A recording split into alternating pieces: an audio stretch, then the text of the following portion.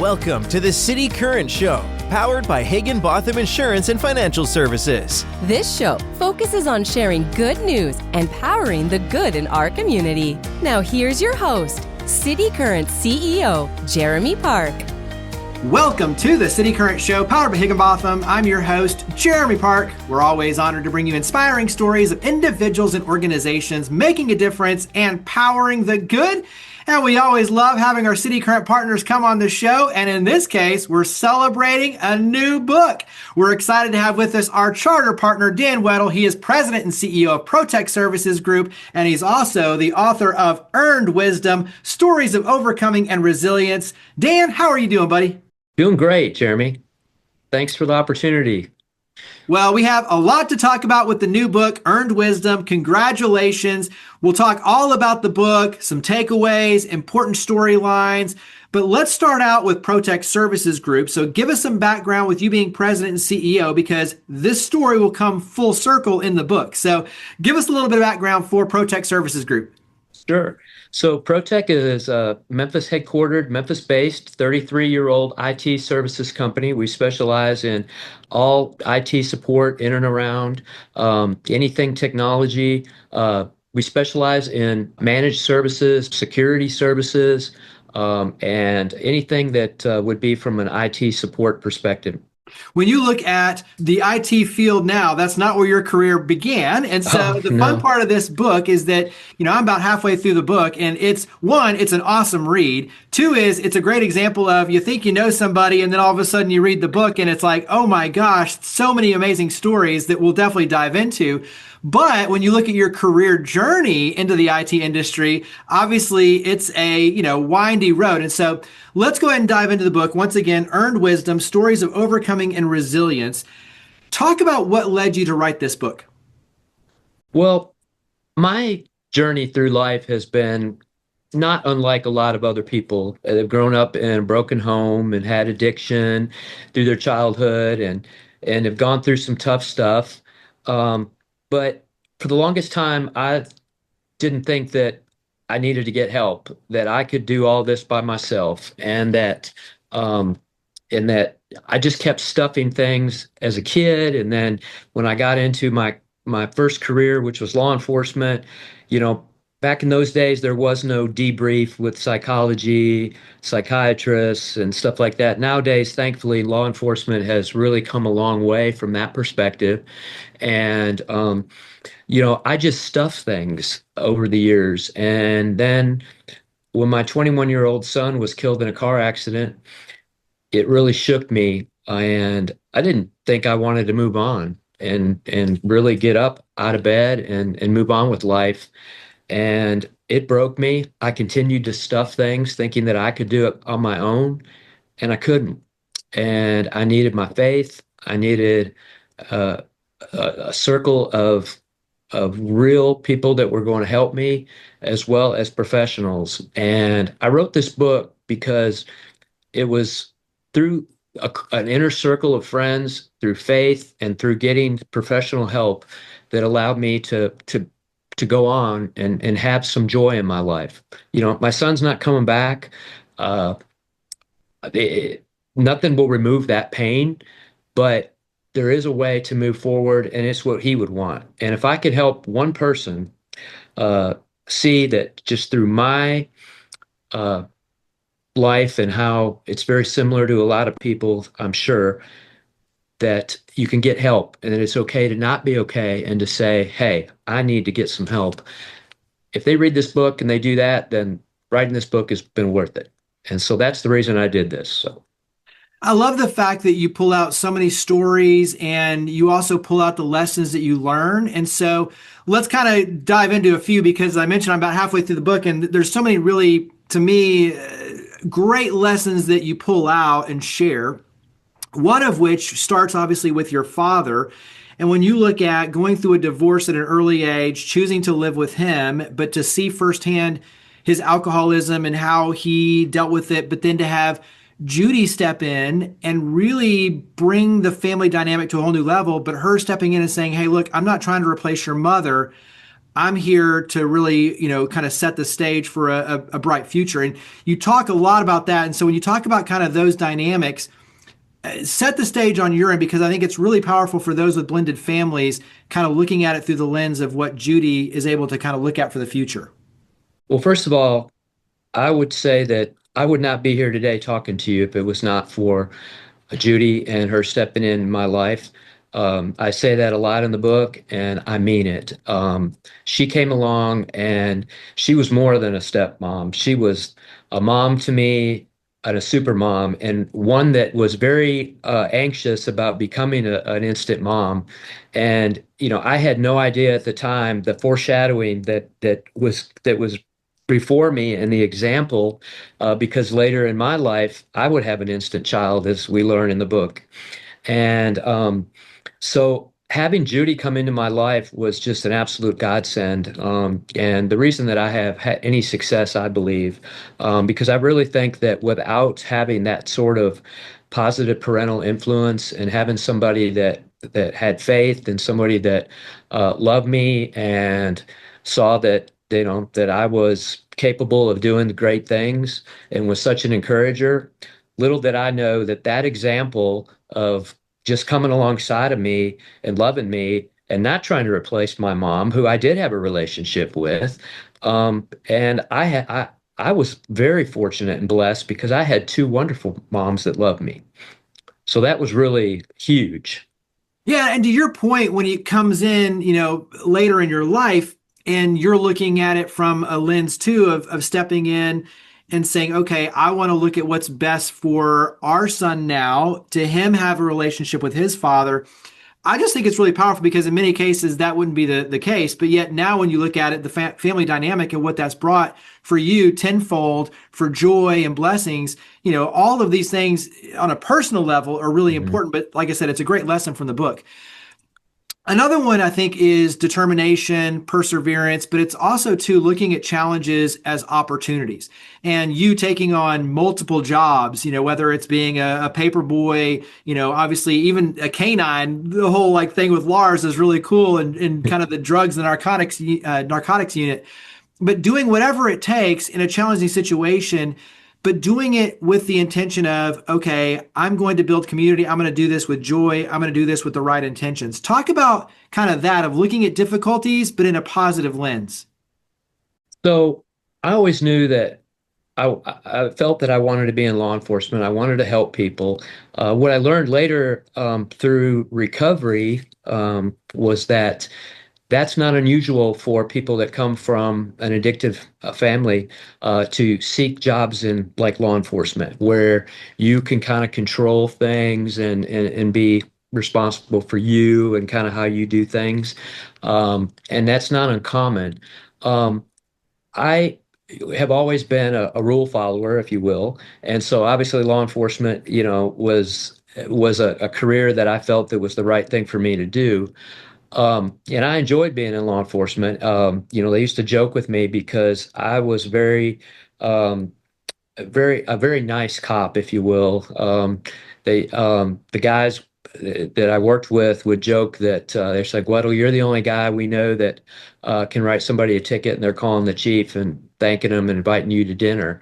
But I just always felt that you treat people the way you want to be treated, even in their worst times. I mean, in law enforcement, it's really hard because you see people at their worst. You know, you don't get a lot of positive interaction with people, and it's difficult. But it showed me through that during the worst times you have choice. You can either crawl up in a ball and try to go away, or you can um, stand up and fight, in a good way, and you can persevere. And that's where I really felt like in my life I had some challenges. Certainly, growing up, I was a 12, 13-year-old that really wasn't allowed to be a kid because I was taking care of my dad. I was making sure he wasn't going to jail, which several times in the book I talk about that. Um, I was, really not allowed to be a kid because I was taking care of my dad. And so, but I learned, how to get through those things and how to, want more in life. And so those were things that I really worked hard at over the years to just persevere and work through those things. And like I said, not unlike things that other people have been through. Nothing that I've been through is that earth-shattering, that somebody cannot, people should be able to relate to what I've been through.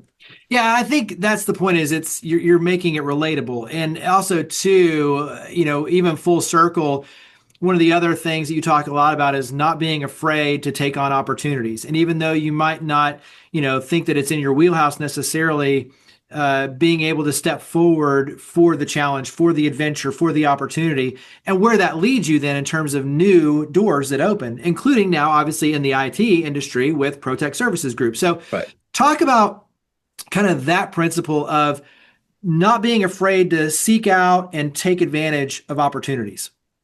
Well, I have this philosophy that you um, never don't try to walk through a door that you see is possibly open. If it's locked, obviously it's not time. God's not ready for you to.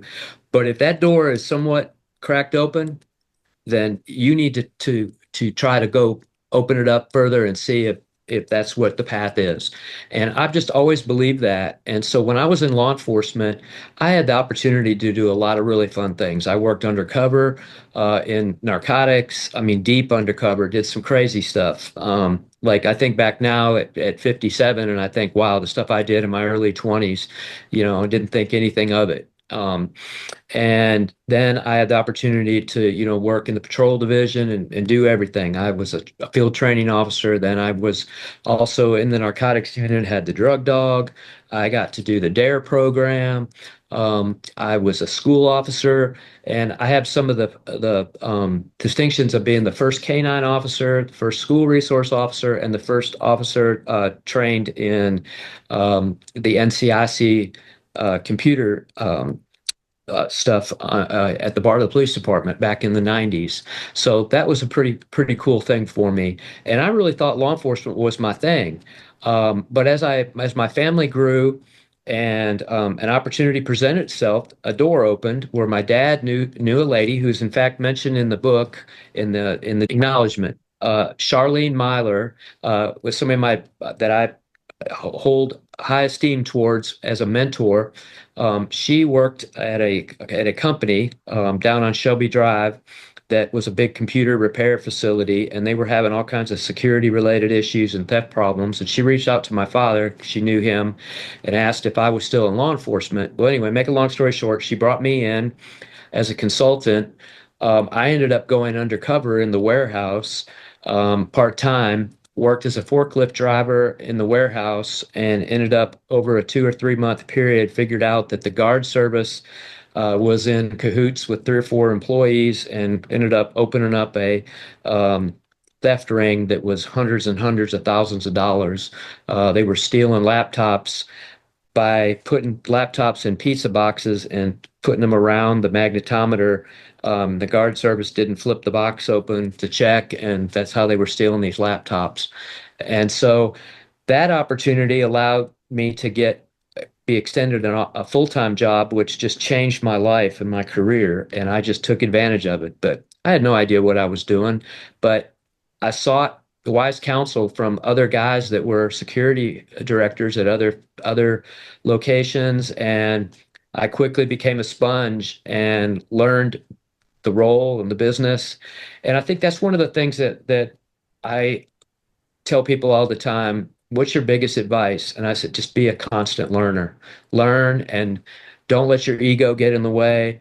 And you don't know everything ever. And just constantly be learning new things. And that's what I attributed being able to go from law enforcement to that. Now, it's not as drastic as it sounded, because I did spend some time in administration working on grants, and I spent some time working with administrative things. And so it's not as drastic as it sounded. And plus, I had done some other security consulting and stuff. So it was a transition, but it is pretty drastic to go from the squad car where you did all kinds of crazy stuff and in a fun career to then you move to the to the whole private sector, and do that initially. But then I didn't do that very long because they saw I did a good job in that, and they gave me opportunities to do other things.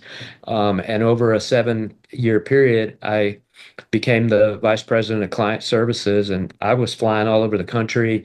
Actually, out of the country, I did some international trips, and I was managing all kinds of things for this company with major manufacturers like Apple, Compaq Computers, you name it, Fujitsu. And that allowed me to really expand my career and where I got into IT services. So that's kind of how it all began. And I really owe a lot to Charlene Myler, who was the VP of HR there, because she was my mentor. She's the person who believed in me and gave me a shot. And I told her, I said, if you give me the opportunity, I'll work harder than anybody you've ever seen. And and I believe I did that. And it really helped me a lot with the opportunity. And it allowed me to stop throwing newspapers at 2, 3 o'clock in the morning, which is something I still wake up and I'm thankful to the Lord that I don't have to do anymore. But I was thankful I had it at the time because that money came in real handy when I had 4 kids and I was still in law enforcement trying to make ends meet. But I think that's what, to me, provides the hope, right? Is like, one, you've been there and you were not afraid to take on other jobs and whatever it took to feed the family. At the same time, for those who are saying, I'm here, but I want to be over here, and I'm not sure how to do that, right? Like, you literally are the perfect example of, hey, here's how this process works. Here, take advantage of this opportunity, open this door. It might be a small crack over here, but it can be 7 years. But look how, these relationships, these opportunities lead to bigger things. Continuous learning opens new doors. And next thing you know, you look back over the course of a decade and you're in a completely different, phase of your life, in an area of your life career-wise. And I think also, too, for those who are veterans who want to transition, like, all of this provides hope, but also, too, it's like, hey, I've been there, I've done it, you can too. Yep. The other central theme of this, to me, is really important, is community. And you talk a lot about how, the church community, the business community, others, the mentors pouring into you, but people supporting people. Talk about that aspect of community as a part of your life. Well, it's absolutely huge. Without an inner circle of a church family, without an inner circle of close friends, without close family, and without people that you can really count on. I talk about in the book a little bit about my lifeboat. I refer to that as, if you're on the Titanic and you were assigned a lifeboat, who's going to be in that boat with you? And I've always referred to different people throughout my life as, who's my lifeboaters? And it really is important. But I don't know how people can get through things without having an inner circle, without having a church family, without having people that come around them, because, us as humans, we're not designed to do things by ourselves. We need community. We need people coming alongside of us to encourage us or to tell us where we're falling short, and to just be there to help mentor or to mentor others. It's very important to give and take, and it's part of a really strong ecosystem that I think is very important to being, a human being. And I think it's just really strong. Well, once again, the book is Earned Wisdom, Stories of Overcoming and Resilience by Dan Weddle. Where do we go to get the book? Okay, so you can order the book at Amazon.com. You'll just type in Earn Wisdom and it'll pop up. You have 3 different ways you can purchase it. You can purchase it in soft copy, hard copy, and through Amazon Kindle. And so then where do we go to follow you and your efforts, and obviously to ProTech Services Group? So website, where do we go to stay in the loop? Obviously, ProTech, www.psgi.net, or you can go to Daniel Weddle at LinkedIn or on Facebook, Daniel Weddle. And I just appreciate y'all listening to this show today. And if you get the opportunity, I'd love for you to get a copy. And if you get a copy and you like what you see, please leave a review on Amazon. There's a section there on the book page when you order where you can hit review. If you just go back to that afterwards, I'd really be grateful if you'd leave a review. Well, Dan, congratulations again, and best of luck with the success of the book, Earned Wisdom. Thank you for all you and your amazing team do to power the good. Thank you for being City Current Charter partners as well. Thank you for coming on the show. Awesome. Thank you, Jeremy. Higginbotham Insurance and Financial Services is proud to power the City Current Show.